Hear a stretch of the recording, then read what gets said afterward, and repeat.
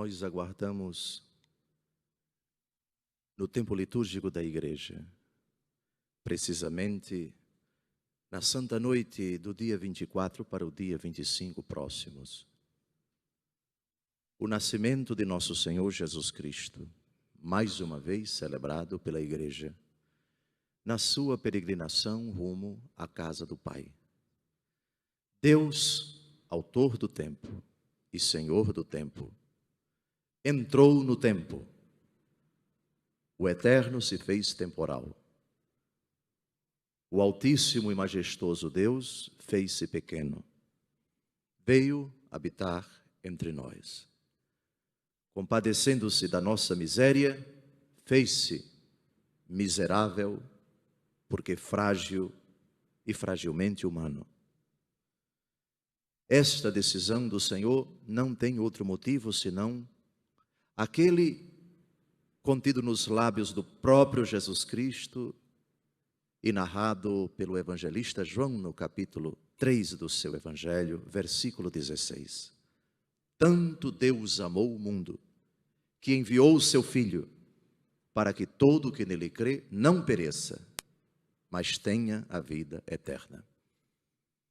Pensando nisso, a Igreja dobra os seus joelhos com os magos no presépio, com Maria e com José, antes com os pastores, extasiados, maravilhados por essa tão grande, tão sublime e tão incomparável prova de amor de Deus, o Pai, pelos homens, de não poupar o seu único Filho e enviá-lo para se fazer um de nós.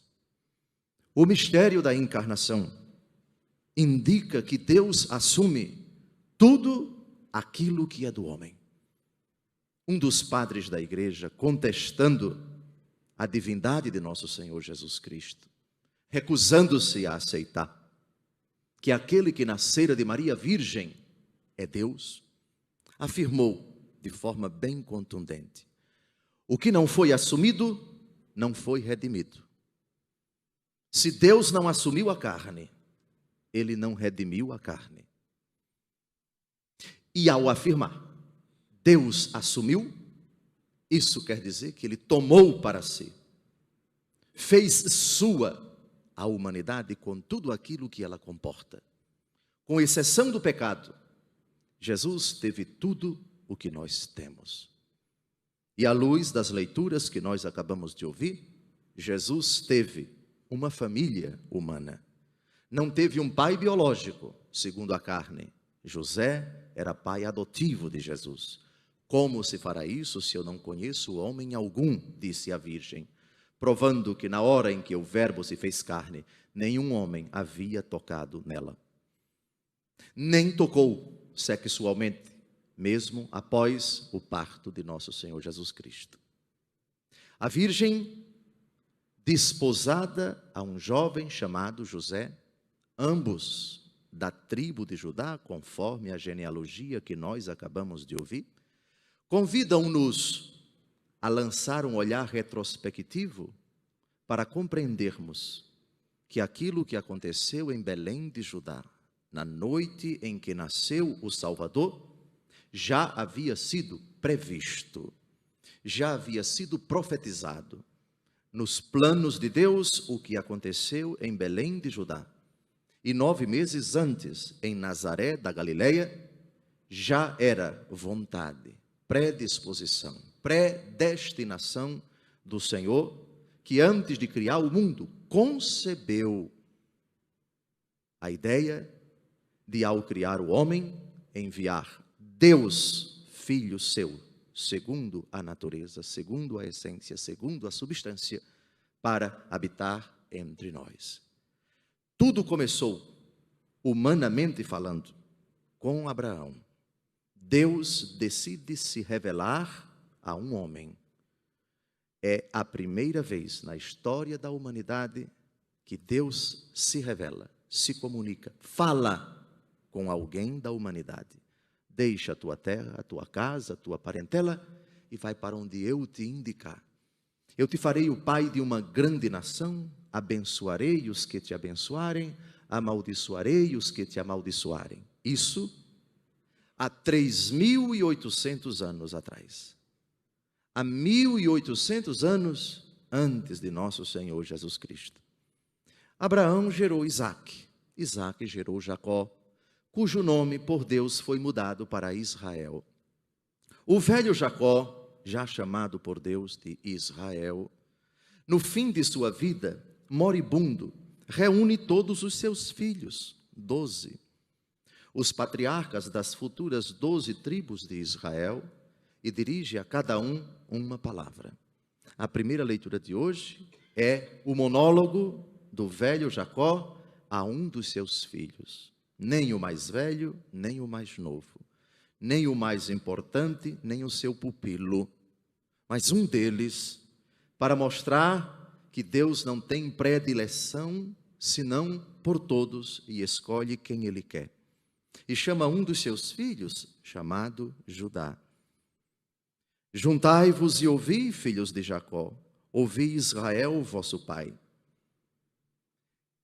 Jacó aqui faz uma profecia. Judá, teus irmãos te louvarão. Pesará a tua mão sobre a nuca de teus inimigos. Se prostrarão diante de ti os filhos de teu pai. Aqui nós já temos o desejo de Deus pelos lábios do moribundo Jacó, de que este garoto vai ocupar um lugar preponderante entre todos os seus 11 irmãos. O que o velho Jacó quis dizer com isso? Saberia ele, teria ele contemplado antecipadamente o que aconteceria 1.700 anos depois dessa afirmação? Não sabemos.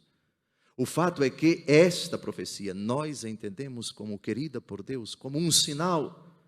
As profecias vão se cumprir. Num passado remoto, Deus, por meio deste homem que está morrendo, está indicando que o desígnio do Senhor vai se revelar nesta nação que ainda está em gestação. Judá, filhote de leão, subiste meu filho da pilhagem, ele se agacha e se deita como leão. Quem o despertará? Aqui Jacó é chamado de leão. Se dermos uma olhada no livro do Apocalipse, vamos perceber um título muito sugestivo que São João atribui a Jesus. Jesus é o leão da tribo de Judá. Jesus, segundo a carne, nasceu desta tribo. Jesus é o cumprimento dessa profecia que encerra a primeira leitura de hoje. O cetro não será tirado de Judá, nem o bastão de comando dentre seus pés, até que venha aquele a quem pertencem e a quem obedecerão os povos. De quem Jacó está falando? Em que sentido o cetro, isto é, o bastão que indica a realeza, que indica a primazia, a soberania, que indica a liderança entre todos os seus irmãos, o cetro não será tirado de Judá? A história ajuda-nos a compreender paulatinamente o que isso quis significar.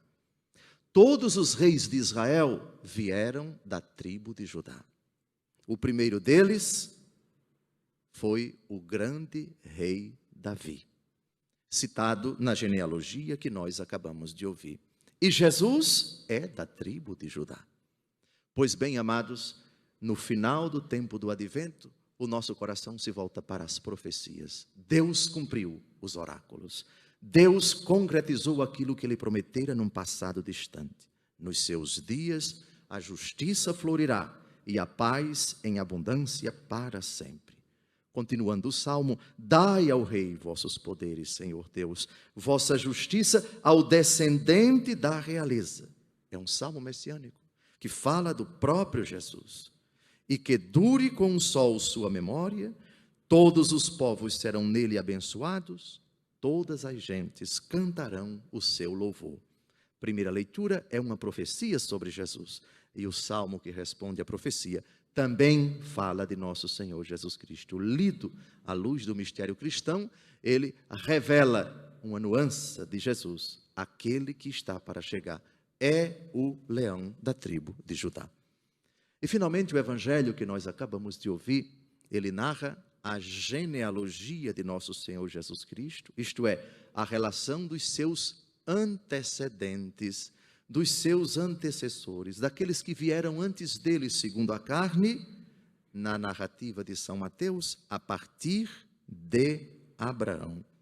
Origem de Jesus Cristo, filho de Davi, filho de Abraão.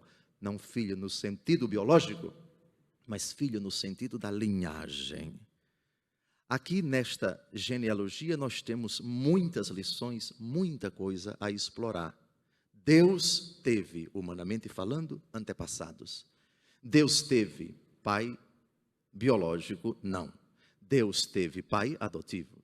Mas em Maria, Deus teve um avô. Deus teve um avô, o pai do seu pai adotivo, José. Deus teve bisavô. Deus teve tataravô, como eu, como a senhora, tivemos e temos. Deus teve uma família, Deus teve uma linhagem, Deus teve uma história. E uma história com tantas dores, com tantos lamentos, com tantas aflições, com tantas fraquezas também. Todos eles, à exceção da Virgem Maria, a Bíblia, a palavra de Deus, narra seus defeitos, suas limitações, seus recalques, suas iras, suas abominações, muitas vezes. Deus assume tudo, como Deus assume a nossa história, a nossa família, os nossos ancestrais, as nossas limitações, também biológicas, também psicológicas, as nossas heranças boas e más. Deus assumiu tudo isso. Deus me assume. Deus acolhe a minha história. Deus acolhe a minha família. Outro aspecto importante da genealogia é a citação de 4 mulheres, coisa que não era comum na genealogia de uma pessoa no tempo antigo. Não era comum falar do nome de mulheres. Era uma mentalidade que hoje nós diríamos um pouco machista. A mulher ocupava um lugar secundário na sociedade. Por isso, os nomes das mulheres não apareciam nas genealogias. Só que na genealogia de nosso Senhor Jesus Cristo aparecem 4 mulheres. A primeira, Tamar, mãe de Farés e de Zara, filhos de Judá. Tamar era nora de Judá. Fez-se passar por prostituta. Dormiu com o seu genro e gerou esses 2 filhos. A motivação não é o momento de tratarmos aqui. Hoje isso seria chamado de incesto. Uma atitude pouco aprovada, nada reprovada, nada aprovada, completamente reprovada. Aparece essa fraqueza na genealogia de Jesus. Lição: Deus tem nos seus ancestrais também a limitação humana, o pecado. Como Deus assume a fraqueza do seu pai alcoólatra, do seu filho drogado, do seu avô que não foi muito de Deus, do seu parente que não dá um autêntico testemunho, Deus assumiu todos eles. Depois aparece uma outra mulher, Salmão gerou Boaz, cuja mãe era Raabe. Raabe era uma prostituta que morava na cidade de Jericó. Deus se utilizou dela para ajudar os hebreus a dominarem aquela cidade. Ela foi instrumento de Deus. Grande lição. Deus sabe se utilizar da fraqueza humana, não importa o tamanho do pecado da pessoa. Deus não aprova o pecado da pessoa, mas como Jesus disse à adúltera, eu não te condeno, vai de agora em diante e não tornes a pecar. Deus não exclui nem as prostitutas. Jesus disse, as prostitutas vos precederão no reino dos céus. Depois aparece uma outra mulher. Davi gerou Salomão, daquela que tinha sido a mulher de Urias. Urias era general do rei Davi. Davi se engraçou de Betsabeia, a esposa de Urias, dormiu com ela, ela engravidou. Davi então, para se livrar do esposo dela, mandou para a batalha para que ele morresse. Davi foi então adúltero, foi covarde, foi assassino. E de Betsabeia nasceu Salomão, o grande rei Salomão. Para além dessa limitação, Deus tem compaixão do pobre e fraco rei Davi. E de Betsabeia, para além da fraqueza humana, Deus sabe tirar de um mal um bem infinitamente maior. Depois aparece uma outra mulher. Esta mulher é Rute. Rute é uma moabita. Os moabitas eram um povo inimigo de Israel. avó do rei Davi. Deus veio para salvar não apenas os judeus, mas também os estrangeiros. Veio para salvar os pagãos, veio para salvar a todos. No sangue de Jesus corre também o sangue estrangeiro. E a conclusão, o arremate desta liturgia de hoje, deste evangelho, o número de gerações de Abraão até o rei Davi, 14. De Davi até o exílio de Babilônia, 14. E do exílio de Babilônia até Cristo, 14. Isso não é por acaso. Na gematria, que é a técnica de atribuir números às letras, na gematria hebraica, a palavra Davi, DVD, não tinha na língua hebraica vogal. E cada consoante tinha um número. D valia 4. V valia 6. DVD, 6 e 4, 10 e 4, 14. 14 é a simbologia de Davi. 3 blocos de 14 gerações. Sabem o que isso quer dizer? Davi é rei, 14. Jesus é 3 vezes rei. Jesus é muito mais rei do que Davi. Jesus é rei por excelência. Amados, espero que a palavra de Deus tenha incutido no nosso coração importantes lições e que no oferecimento do santo sacrifício o nosso coração ofereça a nossa família, a nossa linhagem, os nossos antecessores, os nossos ancestrais, a nossa família com tudo o que ela tem de limitação, também de riqueza. Supliquemos por todas as pessoas frágeis da nossa família, pela nossa natureza humana que foi assumida por Jesus, o Senhor, que nasceu da tribo de Judá, o leão da tribo de Judá, judeu segundo a carne, carne como nós, que teve compaixão da minha e da sua miséria e assumiu-nos não apenas a nós, mas tudo aquilo que nós temos, também a nossa família, também a nossa história, também a nossa linhagem. Louvado seja nosso Senhor Jesus Cristo.